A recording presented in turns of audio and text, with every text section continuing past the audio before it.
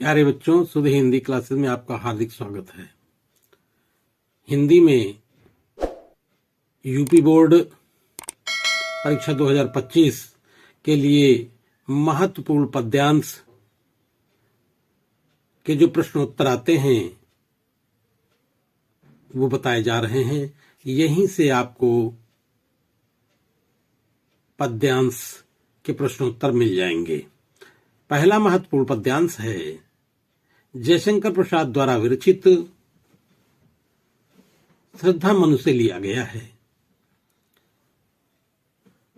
यह है, कौन तुम संसद जल निधि तीर, तरंगों में फेंकी मणि एक, कर रहे निर्जन का चुपचाप, प्रभा की धारा से अभिषेक, मधुर विश्रांत और एकांत, जगत का सुलझा हुआ रहस्य, एक करुणामय सुंदर मौन और चंचल मन का आलस्य। यह पद्यांश है। इसके प्रश्नोत्तर पूछे जाते हैं। 5 प्रश्न पूछे जाते हैं। प्रत्येक प्रश्न 2 अंक का होता है। पहला प्रश्न है, उपर्युक्त पद्यांश के शीर्षक और कवि का नाम लिखिए।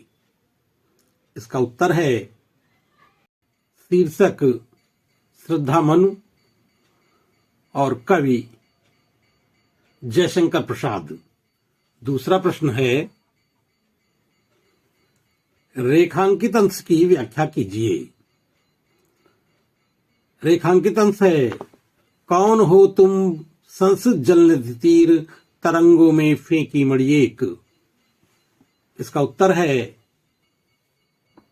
प्रस्तुत पंक्तियों में श्रद्धा मनु से प्रश्न करती है कि तुम कौन हो।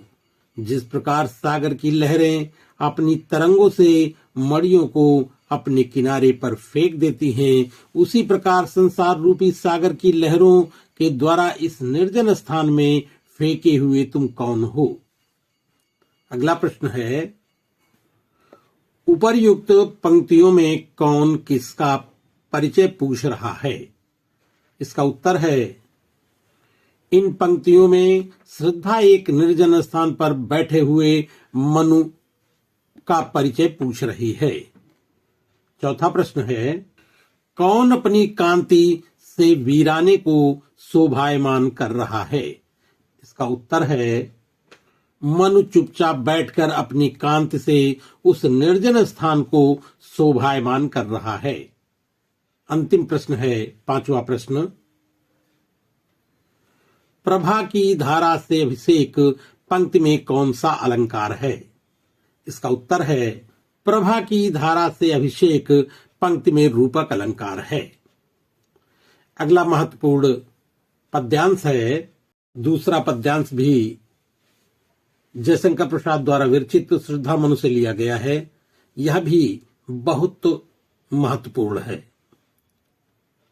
पद्यांश है, घिर रहे थे घुंघराले बाल, अंश अवलंबित मुख के पास, नील घन सावक से सुकुमार, सुधा भरने को विधु के पास, और उस मुख पर वह मुस्कान, रक्त किसलय पर ले विश्राम, अरुण की एक किरण अम्लान, अधिक अलसाई हो अभिराम। यह महत्वपूर्ण पद्यांश है। इसके प्रश्नोत्तर इस प्रकार हैं। पहला प्रश्न है, कवि ने श्रद्धा के बालों की तुलना किससे की है।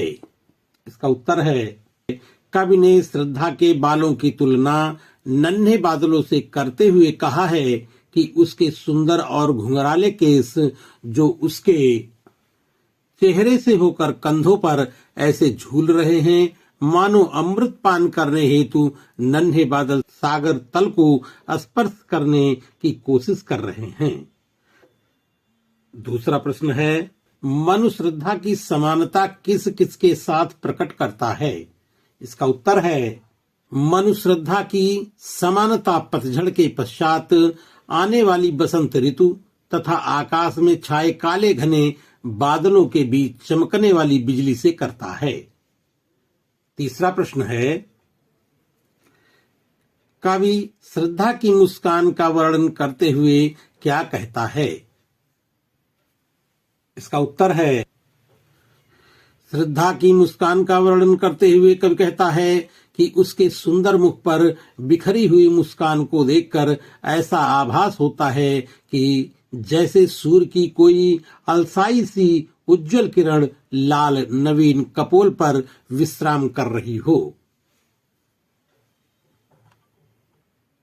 चौथा प्रश्न है, मनु श्रद्धा से क्या कहता है? इसका उत्तर है, मनु श्रद्धा से अपना परिचय देते हुए कहता है कि उसका जीवन पृथ्वी पर आकाश के बीच भटकता हुआ एक रहस्य के समान बन गया है। अंतिम प्रश्न है, पांचवा प्रश्न है, पद्यांश का शीर्षक तथा कवि का नाम लिखिए। इसका उत्तर है, शीर्षक श्रद्धामनु, कवि जयशंकर प्रसाद। प्यारे बच्चों, ये सब महत्वपूर्ण पद्यांश हैं। इन्हीं पद्यांशों में से 2025 की बोर्ड परीक्षा में अवश्य मिल जाएगा, इसलिए अपने दोस्तों को ज्यादा से ज्यादा शेयर करें। अगला महत्वपूर्ण पद्यांश है, सुमित्रानंदन पंत द्वारा विरचित नौका विहार से लिया गया है। पद्यांश है, चांदनी रात का प्रथम पहर, हम चले नाव लेकर सत्वर, सिकता की सस्मित सी पीपर, मोती सी ज्योत्सना रही बिचर, लो पाले चढ़ी उठा लंगर, मृदु मंद मंद मंथर मंथर, लघु तरणि हंसनी सी सुंदर, तिर रही खोल पालों के पर, निश्चल जल के सुच दर्पण पर, बिंबित हो रजत पुलिल निर्भर, दोहरे ऊंचे लगते क्षण भर, काला काकर का राजभवन, सोया जल में निश्चिंत प्रमन। यह महत्वपूर्ण पद्यांश है और इसमें जो प्रश्नोत्तर पूछे जाते हैं वे इस प्रकार हैं। प्रत्येक प्रश्न 2 अंक का है और 5 प्रश्न पूछे जाते हैं। पहला प्रश्न है, कवि नौका विहार हेतु किस समय प्रस्थान करते हैं?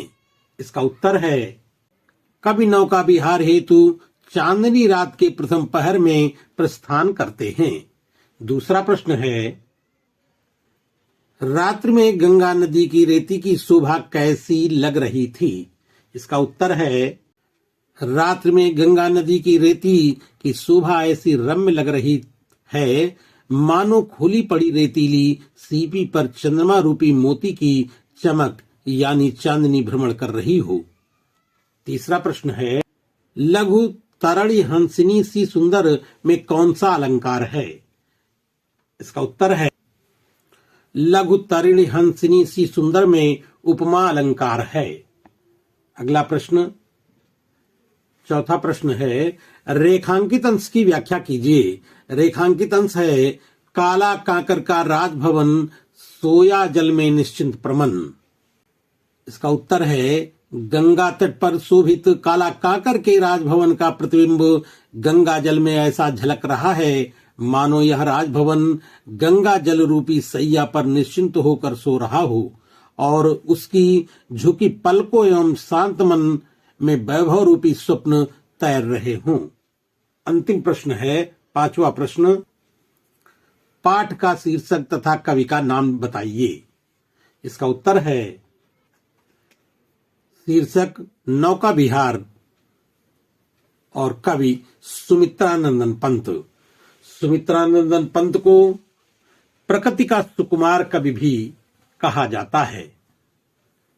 अगला महत्वपूर्ण पद्यांश, यह भी सुमित्रानंदन पंत द्वारा विरचित नौका विहार से लिया गया है।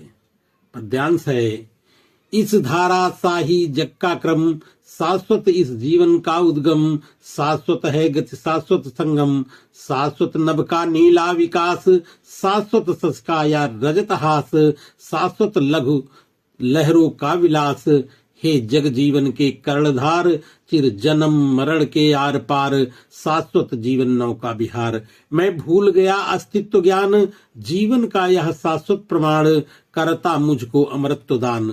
यह महत्वपूर्ण पद्यांश है। इसके प्रश्न पूछे जाते हैं।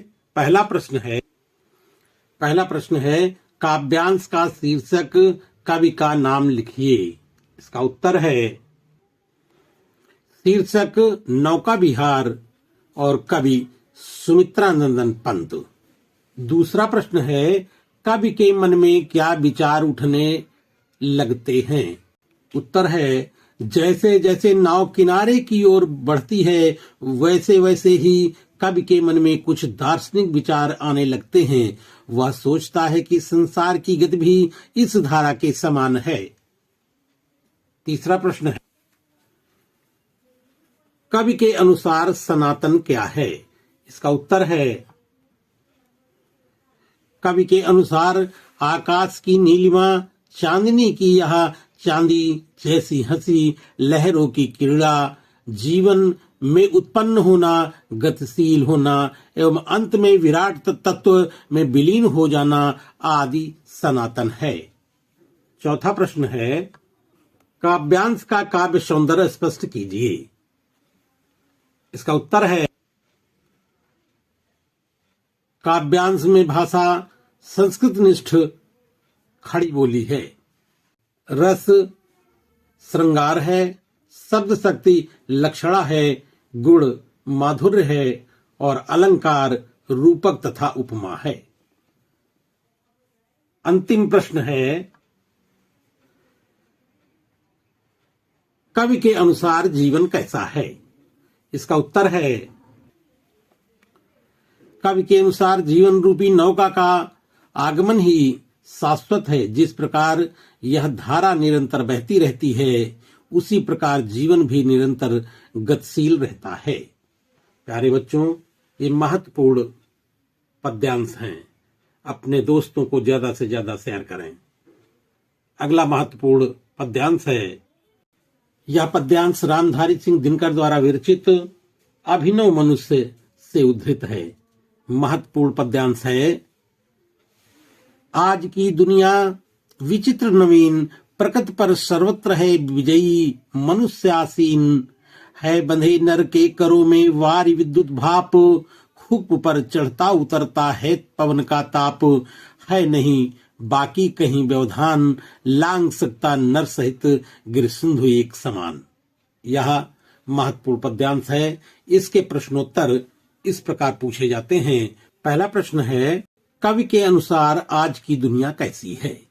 इसका उत्तर है, कवि के अनुसार आज की दुनिया नई तो है किंतु बड़ी विचित्र है। दूसरा प्रश्न है, पुरुषों के हाथ में क्या बंधे हैं? इसका उत्तर है, आज मनुष्य के जल, बिजली, दूरी, वातावरण का ताप आज सभी पर नियंत्रण कर लिया है, सभी उसके हाथों में बंधे हुए हैं। तीसरा प्रश्न है, चढ़ता उतरता में कौन सा समास है? उत्तर है, चढ़ता उतरता में द्वंद्व समास है। अगला प्रश्न है, रेखांकित पंक्तियों की व्याख्या कीजिए। रेखांकित पंक्ति है, आज की दुनिया विचित्र नवीन, प्रकृति पर सर्वत्र है विजयी, पुरुषासीन।